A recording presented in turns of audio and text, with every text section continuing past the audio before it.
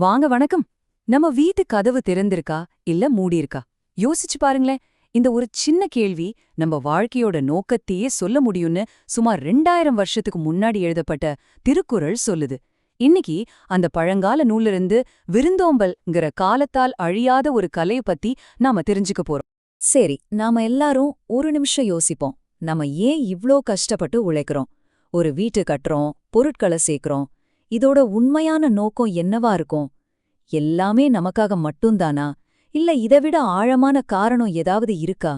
இது நம்மள நாமே கேட்டுக்க வேண்டிய ஒரு முக்கியமான கேள்வி. அந்த கேள்விக்கு பாருங்க, 2000 வருஷத்துக்கு முன்னாடியே நம்ம திருக்குறள் ஒரு அசத்தலான பதில சொல்லியிருக்கு. வாழ்க்கையோட உண்மையான செல்வம் நாம எவ்ளோ சம்பாதிக்கிறோம்லையோ இல்ல எவ்ளோ சேமிச்சு வைக்கிறோம்லையோ இல்லையா, அதுக்கு பதிலா நம்மகிட்ட இருக்கிறத மத்தவங்களோட எப்படி பகிர்ந்துக்கிறோங்கிறதுல தான் அதோட உண்மையான மதிப்பும் அடங்கியிருக்கு. அப்போ உண்மையான விருந்தோம்பல்னா என்ன? அது வெறும் உணவு பரிமாறுறது மட்டும்தானா? இல்லவே இல்ல. அது நம்ம மனசுலேந்து இதயத்திலேந்து ஆரம்பிக்கணும்னு சொல்றாரு வள்ளுவர். விருந்தளிப்பவரோட மனநிலை தான் எல்லாத்தையும் விட முக்கியம். அத பத்தி தான் இப்ப பார்க்க போறோம். இந்த குறள் இருக்குல்ல, இது நம்ம வாழ்க்கையோட நோக்கத்தையே அப்படியே தலைகீழா புரட்டி போடுது. நம்ம ஏன் கஷ்டப்பட்டு உழைக்கிறோம், ஒரு வீடு கட்டுறோம், சொத்து சேர்க்கிறோம், இது எல்லாத்துக்கும் ஒரே ஒரு காரணம் தான், நம்ம வீட்டுக்கு வர்றவங்கள நல்லபடியா வரவேற்று உபசரிக்கிறதுக்கு தானே சொல்றாரு வள்ளுவர். இது ஒரு கடமை இல்ல, இதுதான் நம்ம இல்லற வாழ்க்கையோட அஸ்திவாரமே. நீங்க எவ்ளோ பெரிய விருந்து வைக்கிறீங்க, எத்தனை ஐட்டம் சமைக்கிறீங்கங்கிறதெல்லாம் 2வது பட்சம்தான். உண்மையான வரவேற்பு எங்க ஆரம்பிக்குது தெரியுமா?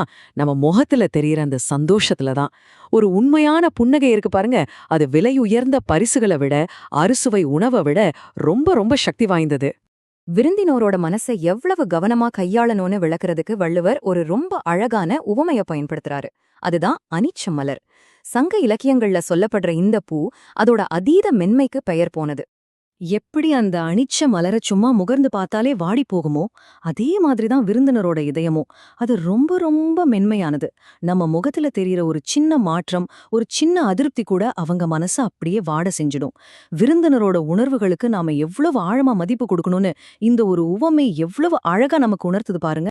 சரி, இப்படி மனசார விருந்தோம்பல் பண்றதால நமக்கு என்ன கிடைக்கும்? திருக்குறள் படி விருந்தோம்பல் செய்றவங்களுக்கு பொருள் ரீதியாவும் சரி, ஆன்மீக ரீதியாவும் சரி, ஏகப்பட்ட ஆசீர்வாதங்கள் கிடைக்கும்னு வள்ளுவர் உறுதியா சொல்றாரு.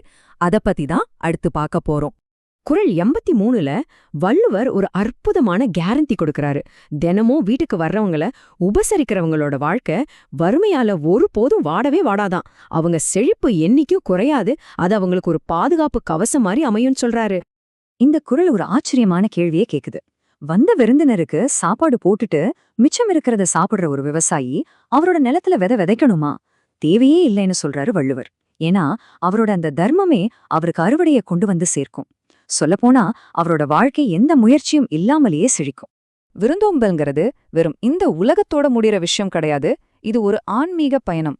குறள் 86ல வள்ளுவர் சொல்றாரு, இப்போ வந்த விருந்தினரை உபசரிச்சுட்டு அடுத்து வரப்போற விருந்தினருக்காக காத்துட்டு இருக்கிற ஒருத்தர் வானுலகத்துல இருக்கிற தேவர்களுக்கே ஒரு நல்ல விருந்தாளியா மாறுவாராம். இதை விட ஒரு உயர்ந்த நிலை என்ன இருக்க முடியும் சொல்லுங்க? சரி, இது வரைக்கும் விருந்தோம்பலோட நன்மைகளை பத்தி பார்த்தோம். இப்போ நாணயத்தோட இன்னொரு பக்கத்தை பார்க்கலாம். அதாவது விருந்தோம்பல் செய்யலன்னா என்ன ஆகும்? அப்படி கதவை மூடி வச்சா அதுக்கு நாம என்ன விலை கொடுக்க வேண்டியிருக்கோம்? திருக்குறள் இத பத்தி ரொம்ப கடுமையாவே எச்சரிக்குது. சும்மா கற்பனை பண்ணி பாருங்க, உங்க கையில சாக வரத்தையே குடுக்கற அமிர்தமே இருக்கு. ஆனா அதே சமயம் உங்க வீட்டு வாசல்ல ஒரு விருந்தினர் காத்துட்டு இருக்காரு. அப்போ கூட அவரை வெளியே நிக்க வச்சுட்டு நீங்க மட்டும் தனியா அந்த அமிர்தத்தை சாப்பிடுறது மகாபாவம்னு சொல்றாரு வள்ளுவர். பகிர்ந்துக்காத எந்த ஒரு விஷயமோ அது அமிர்தமாவே இருந்தாலும் அதுக்கு மதிப்பே இல்ல. அப்போ திருக்குறள் சொல்ற செய்தி ரொம்ப தெளிவு. பகிர்ந்துக்காம வாழ்ற வாழ்க்கை கடைசியில தனிமையில தான் போய் முடியும். பாருங்க, 2000 வருஷத்துக்கு முன்னாடி சொன்ன இந்த வார்த்தைகள் இன்னைக்கு நம்ம அனுபவிக்கிற இந்த நவீன கால தனிமைக்கு எவ்ளோ கரெக்டா பொருந்துது. வள்ளுவர் ஒரு புதுவிதமான வறுமைய பத்தி பேசுறாரு. இது கையில காசு இல்லாத வறுமை இல்ல, மலை மாதிரி செல்வம் இருக்கும், ஆனா அத 4 பேருக்கு குடுக்கணும்னு மனசு இருக்காது பாருங்க. அதுதான் உண்மையான வறுமை. இதான் ஆன்மாவின் வறுமைன்னு கூட சொல்லலாம். குறள் 89ல சொல்ற இந்த விஷயம் நம்மள ரொம்ப ஆழமா யோசிக்க வைக்குது இல்லையா? குறள் 88ல ஒரு பவர்ஃபுல்லான வார்னிங் இருக்கு. விருந்தோம்பல் செய்யாம சுயநலமா வாழ்றவங்க பின்னால ஒரு நாள் ரொம்ப வருத்தப்படுவாங்களாம். அடடா, இவ்ளோ கஷ்டப்பட்டு சொத்து சேர்த்தேனே, ஆனா இன்னைக்கு இத பகிர்ந்துக்க என் கூட ஒருத்தரும் இல்லையேன்னு புலம்புவாங்களாம். சுயநலம் கடைசியில வருத்தத்தை மட்டும்தான் பரிசா கொடுக்கும். ஆக இவ்ளோ நேரம் நாம பார்த்த இந்த 2000 வருஷ பழமையான ஞானம் இன்னைக்கு நமக்கு என்ன சொல்ல வருது?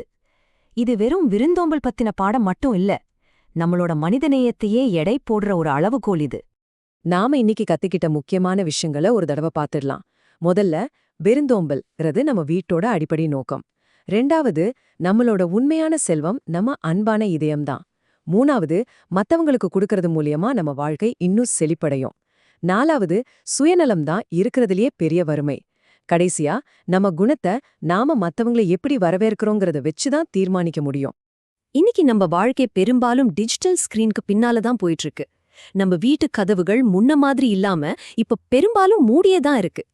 இந்த மாதிரி ஒரு சூழல்ல திருக்குறள் சொல்ற இந்த எளிமையான ஆனா ரொம்ப ஆழமான ஒருத்தரை வரவேற்கிற இந்த கலைய நம்ம வாழ்க்கையில மறுபடியும் எப்படி கொண்டு வருது? இது நம்ம ஒவ்வொருத்தரும் நமக்கே கேட்டுக்க வேண்டிய ஒரு முக்கியமான கேள்வி.